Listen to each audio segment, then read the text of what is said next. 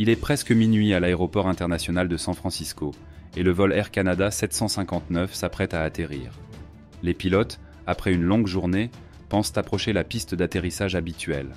Mais ce qu'ils ignorent, c'est qu'une des deux pistes parallèles est fermée pour maintenance, ses lumières éteintes. Fatigués et habitués à voir deux pistes, ils confondent une taxiway pleine d'avions prêts à décoller avec la piste d'atterrissage. À bord, les passagers ne se doutent de rien, tandis que l'avion descend dangereusement. Sur cette taxiway, 4 avions sont alignés. Un Boeing 787 de United Airlines, un Airbus A340 de Philippine Airlines et 2 autres appareils, totalisant plus de 1000 passagers.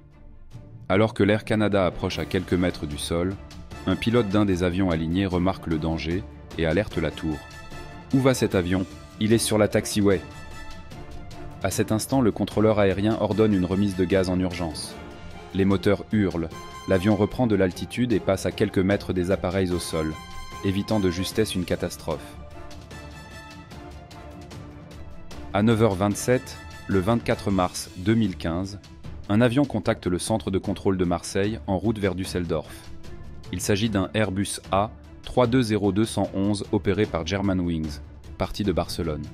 Tout semble normal. Le capitaine lit l'autorisation donnée par le contrôle aérien à 9h30 pour voler vers un point de cheminement. Mais quelques minutes plus tard, quelque chose ne va pas. Les contrôleurs de Marseille remarquent que l'avion est à une altitude de croisière inférieure à celle prévue, autour de 30 000 pieds, et qu'il continue de descendre. Malgré plusieurs appels répétés sur différentes fréquences, aucun des pilotes ne répond. À 9h40, le contact radar est perdu.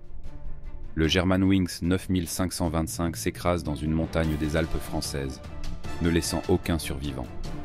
Les enquêteurs découvriront que le copilote, Andreas Lubitz, souffrait de graves troubles psychologiques. Peu après le départ du capitaine pour aller aux toilettes, Lubitz verrouilla la porte du cockpit et programma une descente fatale. Des tentatives désespérées du capitaine pour forcer la porte blindée résonnent sur les enregistrements du cockpit, mais il était trop tard. Ce drame, emportant 150 vies, déclencha une onde de choc dans l'aviation mondiale. Il conduisit à des réformes immédiates, notamment l'exigence d'un second membre d'équipage dans le cockpit à tout moment. Bush est escorté à bord d'Air Force One.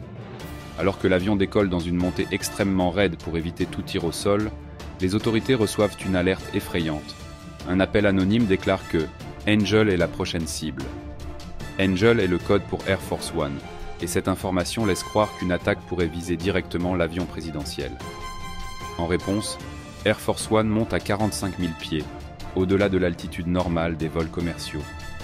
Pendant des heures, le président est maintenu en sécurité, volant de base militaire en base militaire, alors que la nation est en état de choc. Cet événement marqua un tournant dans les protocoles de sécurité présidentielle et aérienne.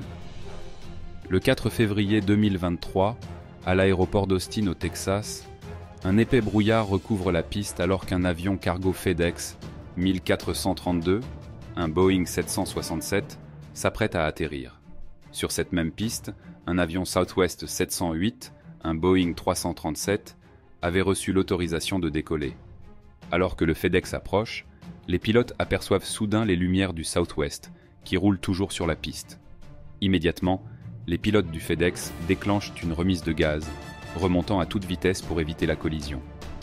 Les deux avions se croisèrent à moins de 30 mètres l'un de l'autre.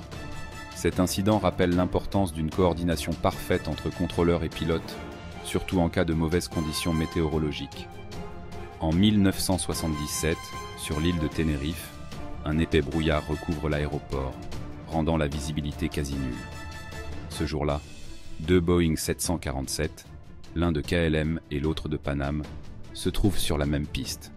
Les pilotes de KLM, croyant avoir reçu l'autorisation de décoller, accélèrent sans savoir que l'avion de Panam est encore en train de manœuvrer. L'impact est inévitable.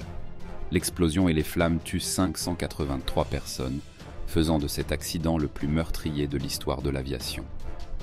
Cette tragédie a entraîné des réformes majeures dans les procédures de communication entre pilotes et contrôleurs pour éviter de telles erreurs à l'avenir.